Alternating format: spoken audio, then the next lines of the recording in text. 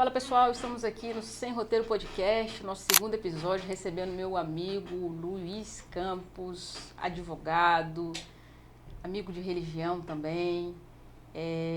Luiz, muito obrigado por ter aceitado esse convite. E eu queria iniciar primeiro você se apresentando, falando quem é o Luiz, como você se enxerga e como você se apresenta para as pessoas. Muito obrigado, minha querida Samara, a todos os ouvintes aqui do Sem Roteiros. Que prazer, que alegria estar aí como um convidado desse projeto maravilhoso. Já te desejo sucesso nessa empreitada e que a gente possa continuar sempre fazendo aí projetos que sejam muito de grande valia, tanto seja para a advocacia, mas para a sociedade de modo geral. Bom, para quem não me conhece, eu sou o Dr. Luiz Campos, eu estou presidente da Comissão de Direito Eleitoral aqui da OAB da Barra da Tijuca, sou advogado, atuo na área eleitoral, na área do direito administrativo e do direito civil, que eu comecei a minha parte na advocacia, e sou um grande amante da vida, um apaixonado por aquilo que a gente acredita, pela fé de Orixá, e estou aqui para poder contribuir um pouquinho com vocês. Gente, eu nem sei, na verdade, como que a gente se conheceu, né, Luiz? Provavelmente nos tribunais da vida, na internet da vida, mas provavelmente uma coisa que nos uniu, com certeza, foi a religião, né? Foi essa proximidade da questão da espiritualidade e, com certeza, também essa questão da especialidade da nossa área de atuação, que é o direito eleitoral. O ano passado a gente teve a honra de atuar junto em alguns municípios, né, dentro do direito eleitoral, em algumas campanhas. Temos algumas proximidades também com outras áreas de atuação. E, Luiz, assim, apesar da profissão exigir da gente essa questão da especialidade, né, porque hoje você precisa de ser especialista em algo, seu escritório hoje também abrange o full service, né, porque a gente não pode perder mais o cliente. O cliente do eleitoral chega, ele é um político. Então, a gente pega o eleitoral dele, faz a campanha, faz a pré-campanha, ele se elege, aí a gente tem um administrativo no escritório, que é para manter o mandato dele. Aí, se ele comete um crime, a gente tem a parte criminal, que é para manter ele dentro do escritório. Mas, se ele vai se divorciar, se ele tem uma empresa, etc., a gente acaba tornando o escritório full service. No seu escritório também é assim? Sim, é muito assim, até porque o cliente, ele nunca traz apenas uma demanda nessa mão. O cliente, ele sempre traz várias demandas, ainda mais o cliente que é político. Ele tem sempre um passado, um momento pretérito da vida dele antes dele se engajar dentro da política. Então, nós temos aí uma grande leva de empresários, né, que não estão empresários no momento, mas também tem empresas familiares, tem pessoas que estão ali com outros tipos de produções. Então, enfim, não é o direito, o escritório hoje, ele não é apenas um cenário apenas jurídico. Ele é um cenário que você tem uma multifacetariedade dentro do seu escritório.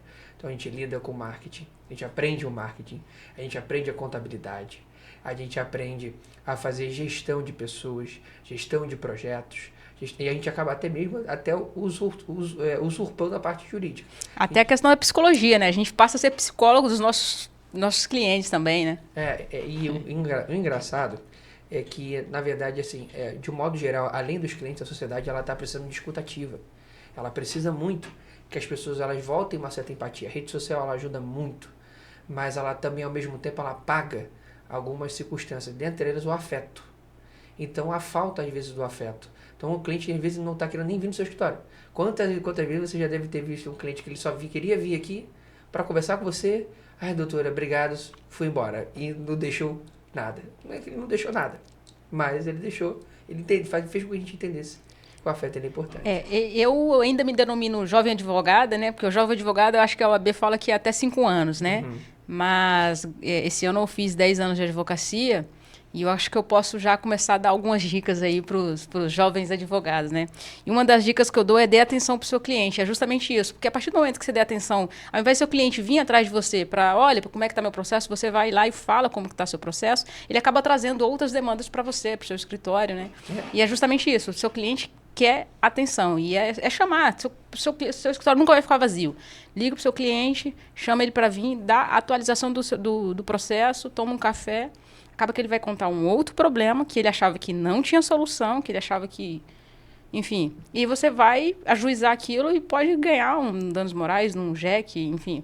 Né? E é justamente isso. É humanizar um pouco mais, né? Esse mundo de inteligência artificial, automação de escritório de advocacias é muito importante, mas não deixar de de humanizar os escritórios de advocacia.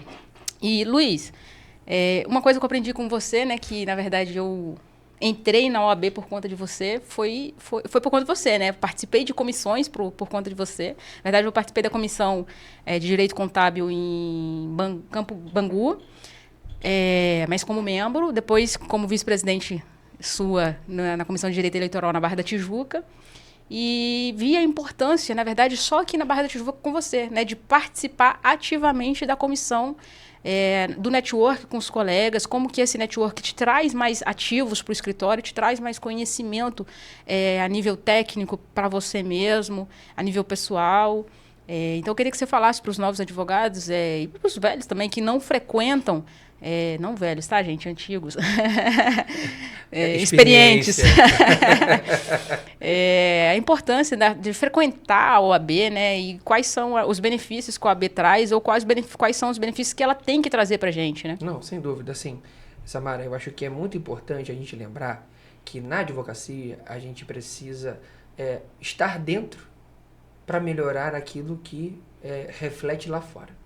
Então, a gente precisa estar inserido dentro do nosso órgão de classe. Se é o nosso órgão de classe que regula tudo isso e a gente só reclama porque paga uma anuidade, tem alguma coisa errada nessa história, né? Então, a participação do advogado dentro da Casa da Advocacia, ela é muito importante.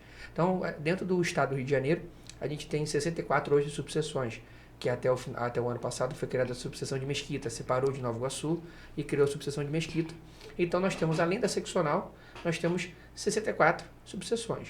E aí, dentro de um estado do Rio de Janeiro, que tem 92 municípios, alguns locais acabam se colocando dentro disso. E uma coisa muito interessante que você colocou é sobre a questão do contato do cliente. E aí, isso também remete ao nosso intuito dentro da ordem. Porque eu não sei se vocês sabem, eu até deixo aqui essa dica, é sempre muito importante a gente ter uma boa relação com o cliente. Porque, por muitas das vezes, esse cliente ele vai e nos representa. Esse cliente, por muitas vezes, ele vai dar uma dor de cabeça para o advogado na seccional ou em subseção, pedindo apenas para que o advogado ele dê um feedback. Eu cansei de pegar processos enquanto eu estive na Comissão de Ética e Disciplina, em que as representações eram só movidas por conta da ausência de feedback. Olha a dor de cabeça que é para o advogado ter que, às vezes, ele está com a razão, mas, apesar do feedback, né, a ausência de contato, não é uma punição prevista no 34 do Estatuto da OAB, mas o grande detalhe é que quando a gente não está dentro do quadro, a gente não consegue perceber, por exemplo, que o próprio processo ético, ele dá para a gente condições de entender como a gente pode melhorar a advocacia. Uhum. Como a parte ética ela é importante, né, o afeto, sem dúvida, mas quando a gente percebe uma demanda dessa natureza, e a gente observa que dentro dessa demanda a gente consegue melhorar outros contatos, é importante. Dentro da ordem, eu não colocaria algumas cláusulas no meu contrato que hoje acontecem. Por exemplo, cláusula de mensagens dentro do expediente. Só falo com o cliente a partir do horário comercial. Se eu quiser atender o cliente fora do horário, aí é uma questão voluntária minha. Mas se o contrato prevê, está previsto no contrato uma obrigação bilateral. Então, de um certo modo, a OAB também nos traz essa visão quando a gente participa. E hoje eu fui eleito pela advocacia, aqui da Barra da Tijuca. Eu estou ocupando a cadeira de conselheiro hoje da casa, que eu queria também agradecer ao nosso presidente, doutor Renato Mansur, que eu já faço um apelo para que a gente seja reconduzido novamente à nossa comissão. Eu tenho fé que seremos reconduzidos a essa comissão. Temos novos planos e projetos para interpor a subseção da barra da área eleitoral, mas, sobretudo, participar das comissões de ordem é um momento onde você tem alguns advogados experientes, advogados que estão começando a carreira, e tem advogados e tem pessoas que estão mudando de profissão, ou mudando de área. A gente viu isso na mentoria. Na mentoria tinha muita gente na área contábil, tinha muita gente da área de marketing, tinha muito chefe de gabinete, tinha muito assessor parlamentar. Então, a gente percebe que dentro do espaço de ordem, que é uma casa da cidadania, a gente consegue explorar muita coisa. A gente consegue botar muita coisa para andar. Então, estar dentro da ordem é conhecer pessoas, é fazer parcerias, é ser convidado para ir em alguns eventos, até mesmo para acompanhar. Você acaba fazendo aquela dupla, aquele trio, aquele grupo. Então, as comissões, elas ajudam a fazer isso. Então, claro, por base, nós temos a diretoria, né, que acompanha as comissões, mas nós também temos os membros. Sem os membros, nós não fazemos nada. Essa que é a verdade. Então, dentro do exame, dentro do quadro de ordem, estando dentro de comissões, as comissões temáticas vão até auxiliar o advogado que está querendo mudar de área. Vai ajudar o advogado que quer se encontrar em alguma área. A gente vai trocar uma ideia, olha, faz o curso da pós-graduação X, faz o mestrado Y, ou até mesmo tendo gente que possa também até indicar para fazer um mestrado, para fazer um doutorado, para fazer um pós-doutorado.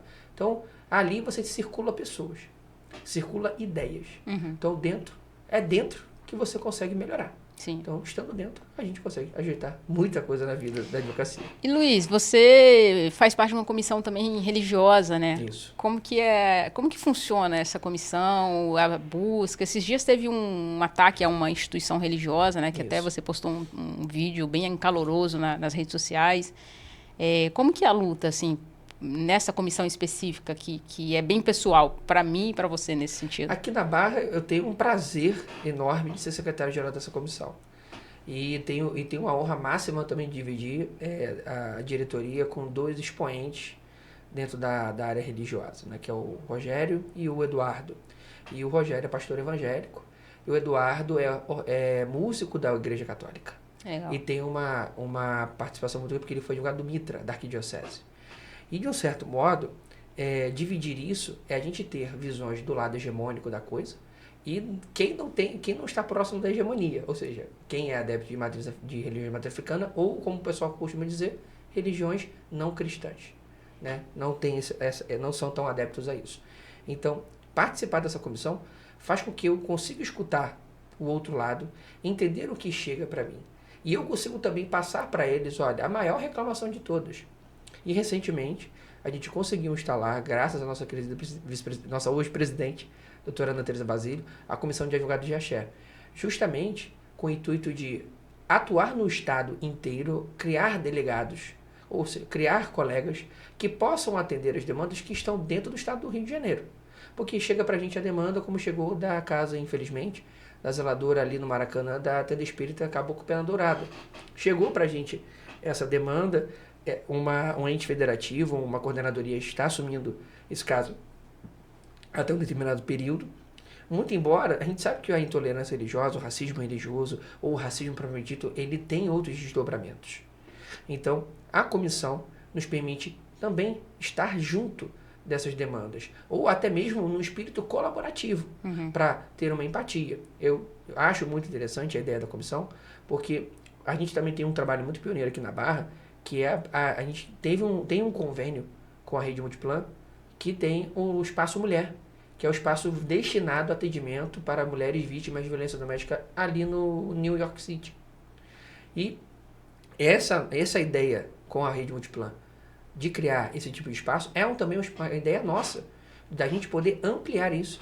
Porque a luta, o combate ao racismo religioso e outras nomenclaturas que se vão colocar, a gente começa dentro do exame dentro da ordem, para que a ordem, ela por si só, ela traga justamente a ideia de cidadania, a ideia de interreligiosidade. Então, estar na diretoria dessa comissão, para mim, é um grande prazer. Eu aprendi muito, continuo aprendendo muito, e eu tenho certeza que, o convite é para todos. Participem, porque a vida, a gente consegue aprender muito.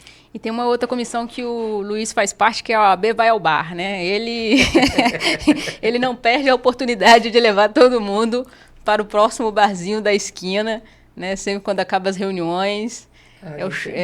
Chopp sempre. Me fala aí, como é que tá a sua vida social? Olha, minha vida social tá bem. Como que você resolveu fazer direito? Como pode ser a sua vida? Você tem irmãos? A gente é amigo, a gente é colega de profissão, mas a gente acaba que eu não sei um pouco da sua vida. Você é um pouco misterioso. Eu tô achando... Eu aprendi com um grande mestre da minha vida, que é o Dr. Leo Pedrosa. O Dr. Leo é um grande amigo advogado público. E uma coisa que eu passei a fazer na minha vida é ficar um pouco longe das câmeras. Porque eu comecei a perceber que, sabe, há uma invasão, às vezes, e aí você acaba tendo que se explicar de uma coisa que não tem explicação. Né? Eu hoje eu estou com 32 anos, eu sou filho de uma mãe que criou 2 filhos sozinha até um determinado período. Sou filho, eu não tenho nenhuma vergonha de falar isso, eu sou filho de um pai suicida. Meu pai se matou com 37 anos, eu tinha 9 anos de idade, isso. Foi uma cena muito dolorosa que a gente foi travando a vida para poder resolver. E minha mãe com duas crianças, eu e minha irmã Bárbara, né, com muito custo, com muita luta. Claro, sem o amparo da família também não seria possível, sem o amparo da minha avó, de muita gente da minha vida, não seria possível. E cair no direito foi uma coisa extremamente aleatória, porque quando eu terminei a faculdade e fiz o vestibular, eu passei para física na UFRJ.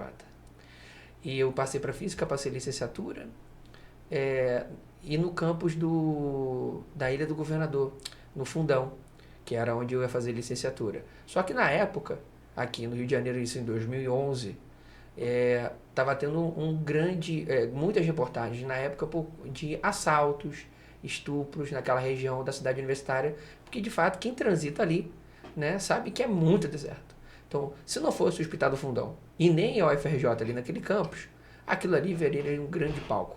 Então, nessa ocasião, eu tive um grande incentivo do meu padrasto, né, que me acompanhou muito desde muito pequeno, muito novo, na verdade, e que me apresentou um advogado, um advogado bem antigo também, bem experiente no caso, né? E ele disse para mim no telefone, eu estava na praia, olha, eu gostaria muito de ter você como meu futuro colega, quiçá um sócio. E aí a gente tem que agradecer também os projetos sociais do governo federal à época. Eu fiz ProUni, eu fui aluno ProUni durante muito tempo e finalizei minha faculdade, fiz minhas especializações e assim, foi uma grande virada de chave. Minha mãe, hoje a gente pode agradecer muito pelos esforços, porque ela formou 2 filhos. Legal. Né? Eu sou formado em Direito, minha irmã está se formando em Pedagogia, né? E nós temos um viés muito importante, porque desde cedo a gente entendeu sobre o que é uma luta sobre saúde mental, sobre entender as circunstâncias do que envolve a saúde mental. E o cuidado é fundamental. Falando em saúde mental, você faz psicólogo, você pensa em psicologia, pensa em fracassar, Olha, tem medo de fracassar? Medo acho que todo mundo tem nessa vara. Medo é uma coisa que todo mundo Por tem. que você tem medo?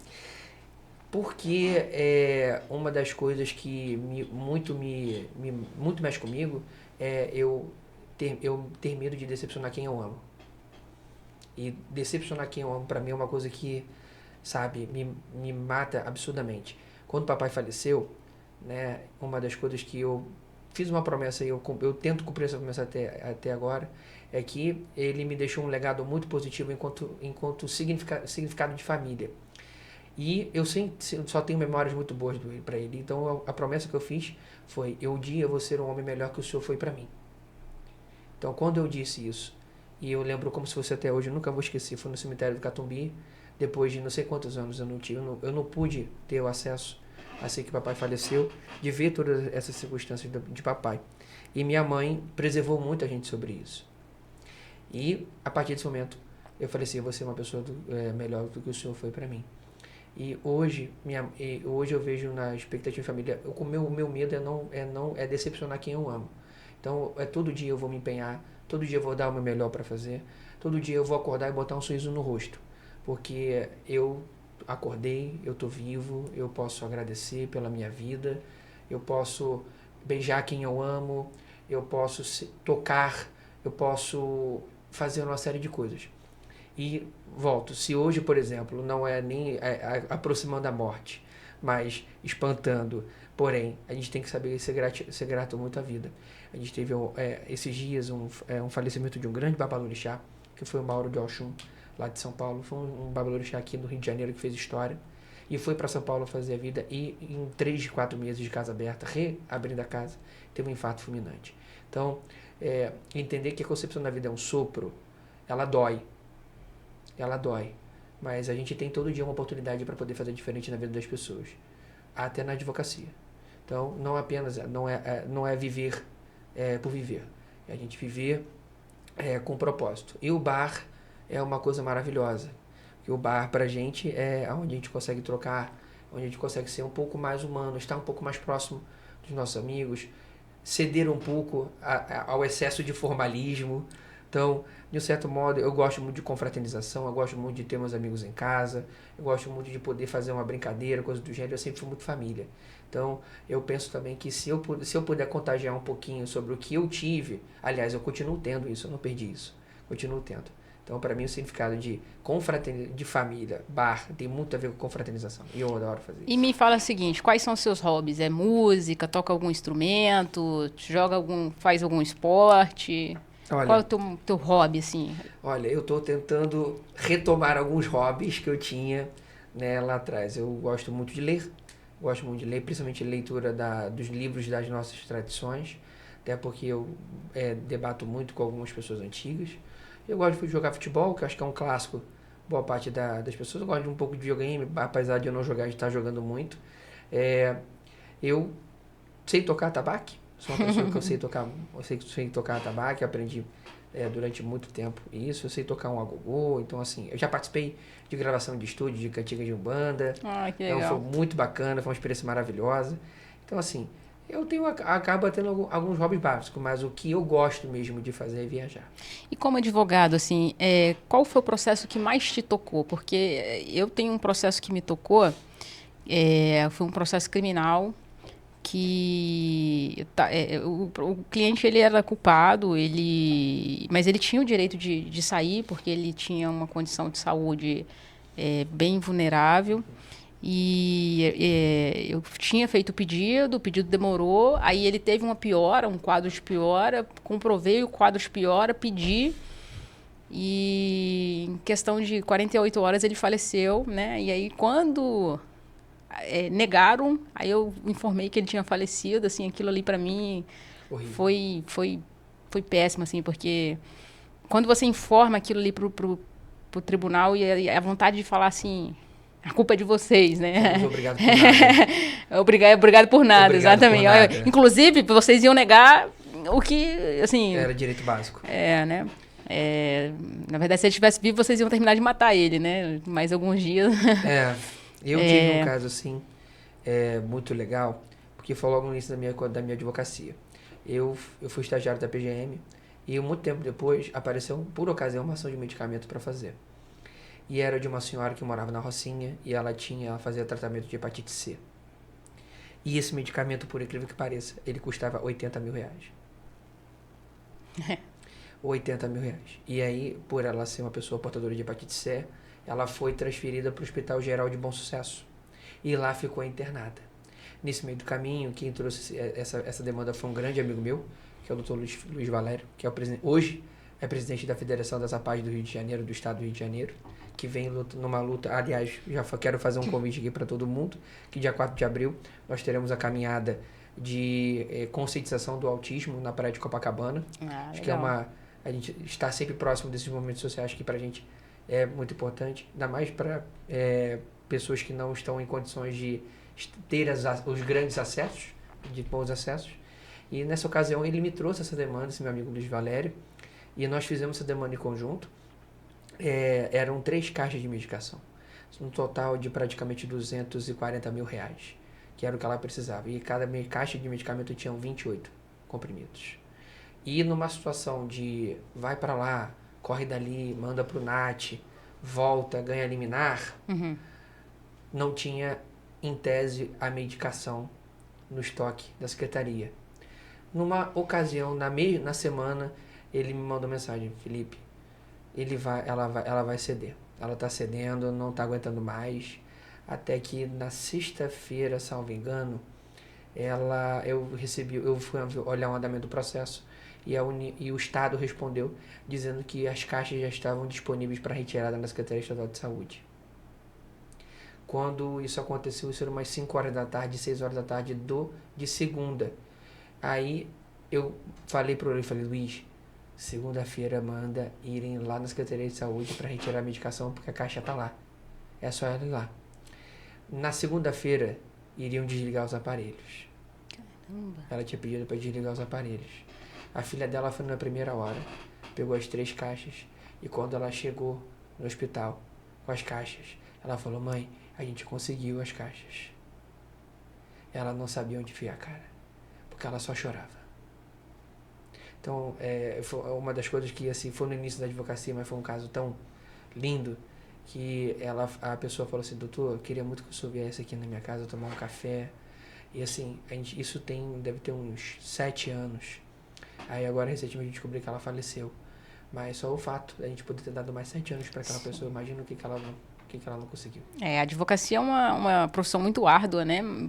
Tem muitas tristezas, mas esses casos, assim, nos dá um refrigério, nos dá uma energia de falar assim, vale a pena continuar, né? Uhum. E falando das dificuldades da advocacia, questão de prazos, etc., qual que é a maior dificuldade, qual que é o maior benefício que você vê de ser advogado? Você tem outra pretensão profissional, outros sonhos? Qual que é o seu sonho, maior sonho profissional ou pessoal? Eu me descobri advogado. Eu me descobri e sou muito feliz como advogado. Meu sonho é ser pai. Meu sonho é ser pai. Quando eu fiz, dentro daquela promessa, uma das coisas que eu também prometi para mim foi dar para o meu filho ou para minha filha aquilo que eu não pude ter a um determinado período onde foi infelizmente cortado em decorrência disso. Então, meu sonho pessoal é ser pai. Então, assim, aquilo, né? Para mim seria uma grande... Eu me dou muito bem com criança. Me dou muito bem com criança e tal. Sei que vai ser uma rotina diferente, mas é uma vontade minha fechar esse ciclo da minha vida enquanto pessoal. Enquanto profissional, eu me descobri advogado. Eu retomo a dizer isso. Me descobri advogado. Eu não consigo, no momento, me olhar como não advogado.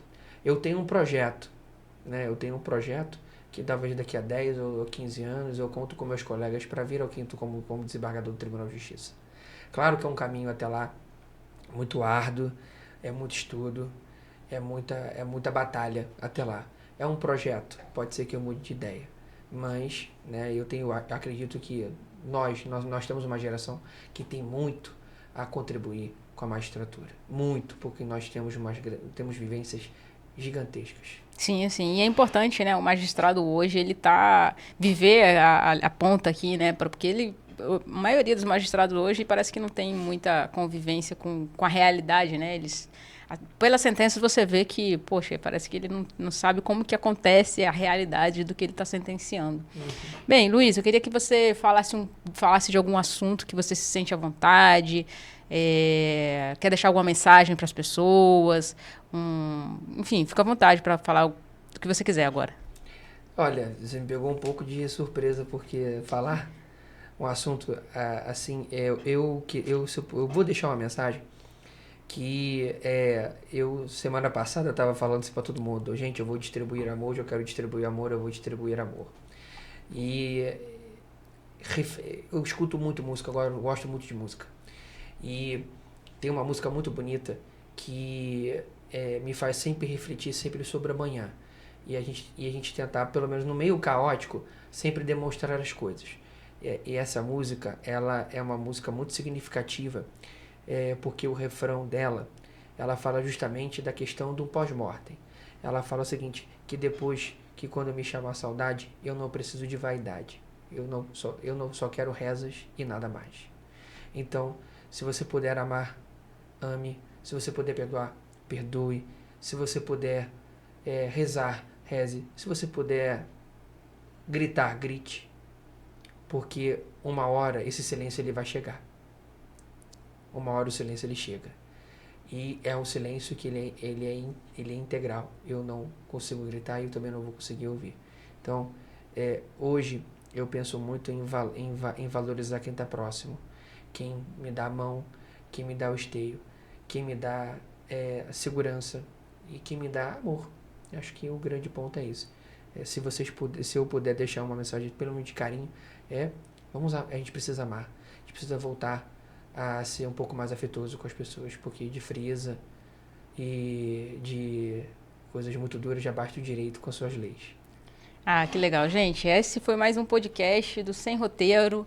Quero agradecer a presença do Luiz Felipe. O Sem Roteiro é um podcast sem roteiro, é um podcast vamos dizer, boutique, né? Assim, a gente vem... Eu até faço algumas anotações aqui para me lembrar um pouco, assim, de alguns pontos que eu posso falar, mas só para realmente a gente não ficar sem nada aqui. Mas eu gosto de deixar o convidado bem à vontade para falar do que quiser. E, Luiz, quero agradecer muito a sua presença, muitíssimo mesmo. Sabe que eu tenho um carinho gigante por você. Obrigado. Adorei o papo e vou lhe convidar novamente para a gente falar dos projetos da comissão e da sua experiência como conselheiro, né? Que agora você é conselheiro aí da OAB. E é isso, gente. Muito obrigado e até a próxima.